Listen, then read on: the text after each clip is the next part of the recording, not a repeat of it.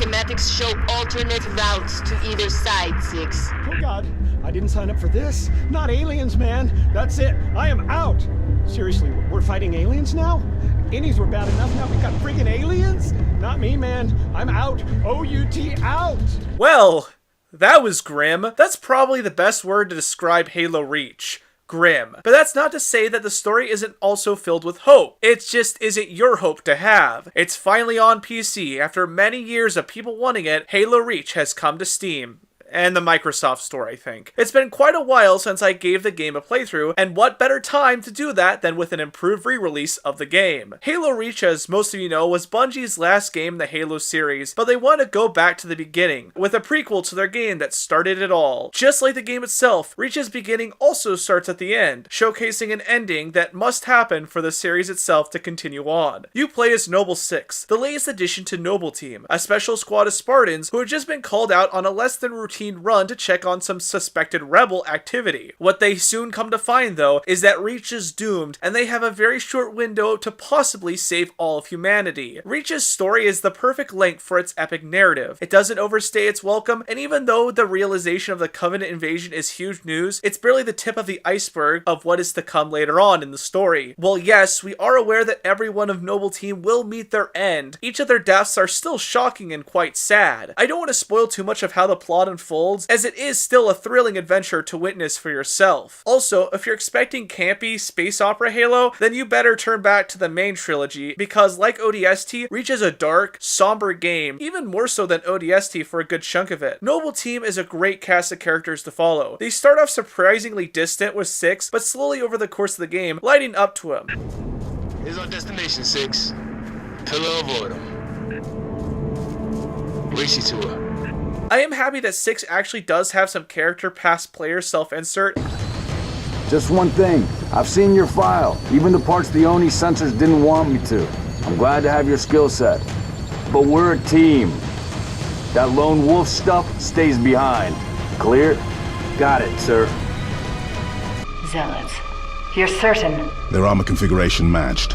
Shield strength too. Even if it's not a great deal more. He's stoic, cool, and collected, and as the player character, that's all he really needs to be. The rest of the Noble Team is comprised of Carter, the no-nonsense leader who deeply cares for his team, but also focuses on completing the mission and sticking to orders no matter what. Kat is the second in command and tech person of the team. I didn't really care much for her at first due to how standoffish she acted. You're in my light, Commander. But I grew to like her a ton after the second mission. First glassing? Me too. June is the team's sniper, and while I did like how composed and calm he was, especially compared to the rest of the team, he sadly didn't have much more character to him past that. Still, he wasn't bad, just a bit quiet, like his character. My favorite member of Noble Team had to be the soft-spoken and caring gentle giant by the name of George. It was a true shame he wasn't in more of the game, but he definitely went out with a bang. Arnevim George. Shada. Shada. Se Potteraznev. Your accent sounds familiar. Shapron? Tangari. Friend of yours? Father. Shainalong. I'm sorry. Why would you be?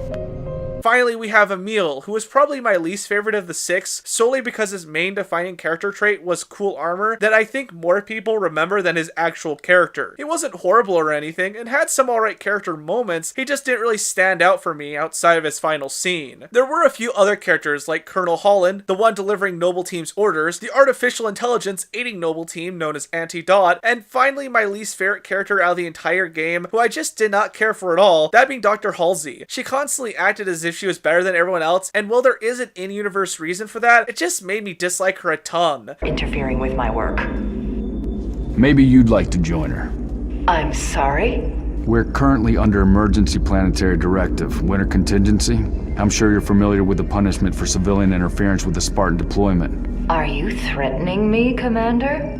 Just making a reading suggestion, ma'am. Holland and Anti-Dot are fine and serve their purpose for the plot. The Covenant were legitimately scary and intimidating this time around, with absolutely no comic relief thrown in. They are here to make it known that even if you kill as many of them as you can, they are still going to be winning this battle. While there isn't any real Covenant character in terms of moving the story along, the enemy force itself is a horrifying character all in its own right. The gameplay of Halo Reach is pretty solid, but I would be lying if I said it was as fun as a lot of the other arena shooters Halo tries to evoke the feeling of. Well, it definitely feels a million times better to play the game with a mouse and keyboard than it did the controller, and it's also amazing that all the controls are remappable. I must say that the default controls are a bit odd for sure. Not just that, but I forgot how weak most of the game's arsenal actually felt. Sure, you have some really fun weapons to use like the beam rifle and the needler rifle, but the rest of the alien energy weapons went unused for the most part. I sometimes would use the plasma pistol, but really I just didn't like how they overheated or how often they had to recharge. I honestly preferred the human weapons, mostly due to there being more ammo for them laying around and the sound effects sounding slightly better than the plasma rounds. Still, while I wouldn't say the weapons are bad, they just really lack any major impact that I was really wanting for the most part. They work and are functional, but for arena-based weapons like these, I just wish they felt a bit meatier. And also, the sound for the weapons is also a bit to blame for how lackluster they are to use.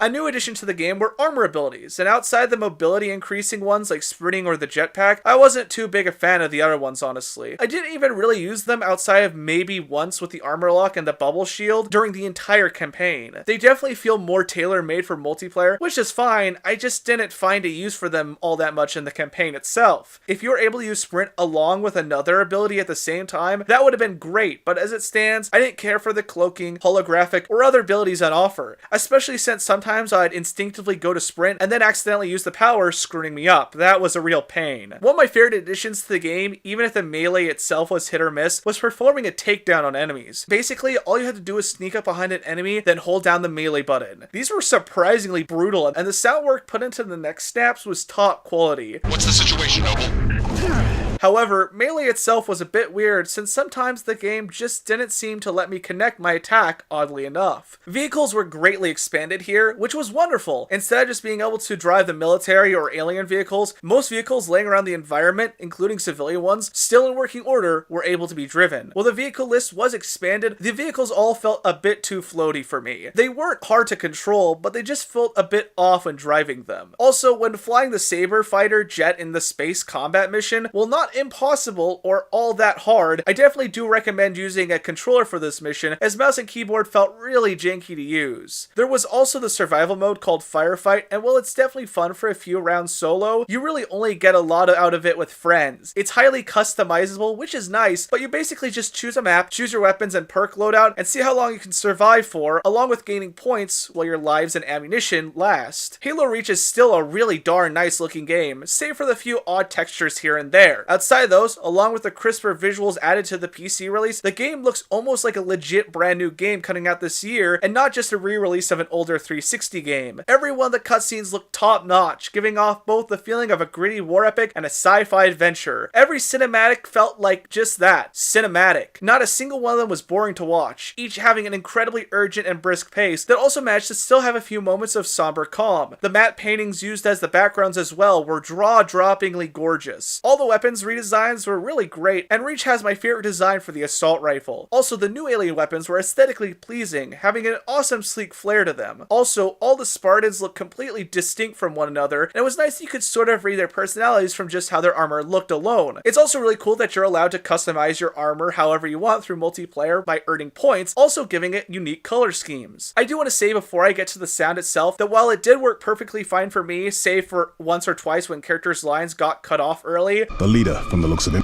Zealots. Even for you, Cat, that's Inspired.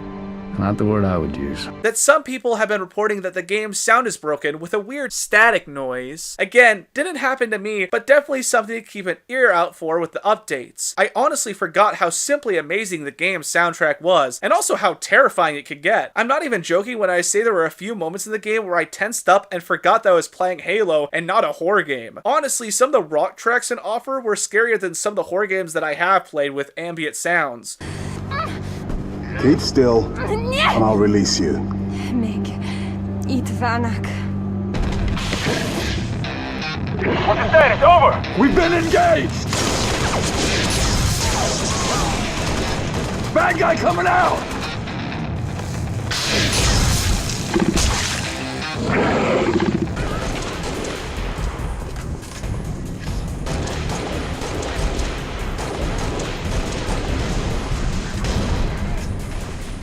Look out! Take your rounds.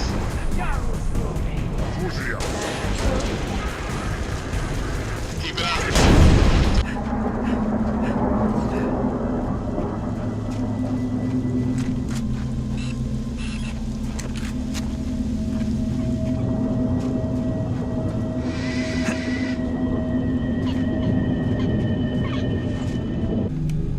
Here, you may need these.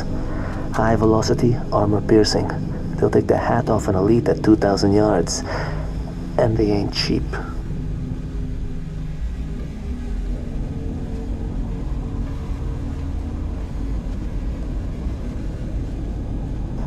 I'll be in touch.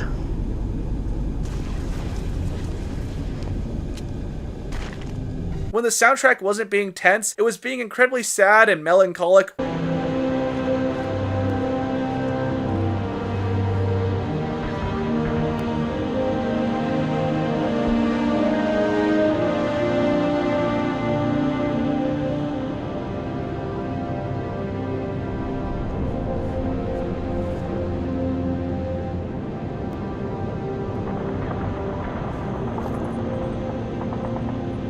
Or downright nostalgic.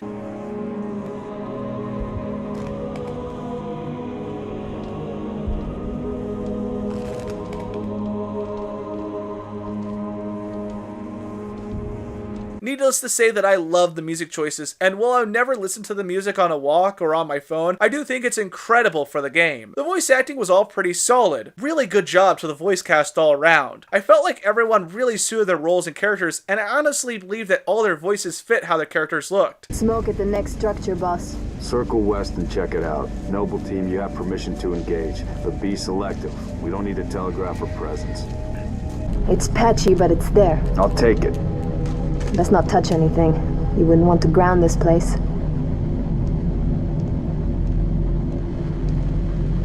I'm barely getting you. What's your situation? Over? Colonel, this is Noble 1. There are no rebels. The Covenant are on Reach. Acknowledge? Come again, Noble 1. Did you say Covenant? Affirmative. It's the winter contingency. May God help us all. I'm showing hostiles all over the place. We gotta move. So, it's gonna be like mad. Well, I got good news and bad news. This bird took some fire and her thruster gimbal is toast, which means the only way off this slag heap is gravity. And the good news?